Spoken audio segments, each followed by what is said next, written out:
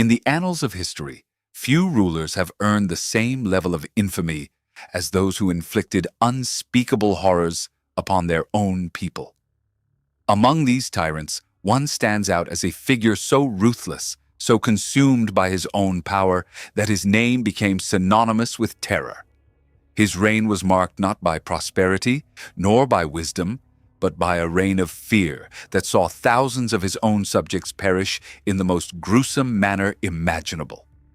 The mere mention of his rule evoked shudders, for he had devised a punishment so terrifying that even his enemies spoke of it in hushed whispers.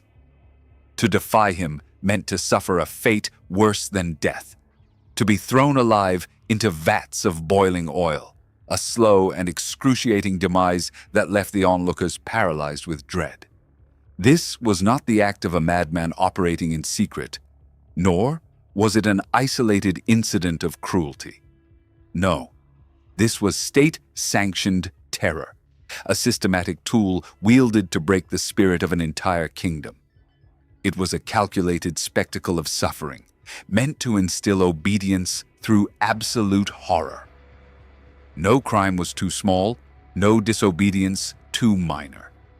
Those who failed to pay taxes, those who dared to question his rule, those accused of the vaguest disloyalty, all met the same horrifying fate.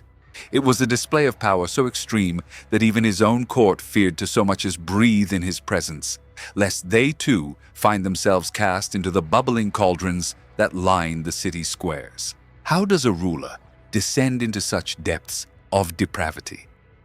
To understand, we must go back to the beginning, to the formative years of this tyrant's rule. Born into a world of political turmoil, he was raised in an environment where power was the only true currency. He witnessed firsthand the brutality of court politics, the betrayals, the executions, and the ever-present struggle for dominance. It was in this crucible of violence that he learned one crucial lesson. Fear was the most potent weapon a ruler could wield. Mercy was weakness, and weakness led to downfall. If he wished to survive, he had to become the very embodiment of terror. His rise to power was swift and merciless. Rivals were eliminated, alliances forged through intimidation rather than trust. By the time he ascended the throne, the kingdom was already trembling beneath his iron grip. He wasted no time in consolidating his rule, dismantling opposition with a ruthlessness that left no room for doubt. His subjects soon realized that his reign would be unlike any other, that this was not a ruler who sought admiration or love.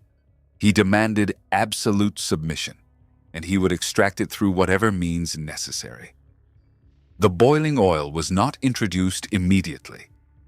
At first, he relied on conventional methods of punishment, executions by beheading, public floggings, forced labor. But these, he felt, did not carry the weight he desired. They did not strike the kind of terror that lingered in the minds of the people long after the act itself. He needed something more visceral, something that would not just kill his enemies, but make an example of them in a way that would leave an indelible mark on the psyche of his kingdom.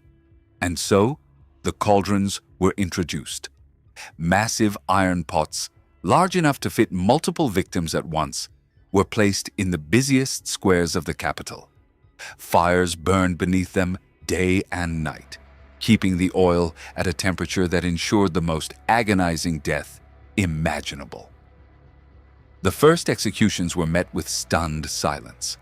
The accused were dragged screaming to their fate, their pleas ignored as they were hurled into the scalding liquid. The air filled with the sickening sizzle of flesh, the acrid stench of burning bodies. The crowd was forced to watch, not allowed to avert their gaze, for to look away was seen as an act of defiance, a risk no one dared to take.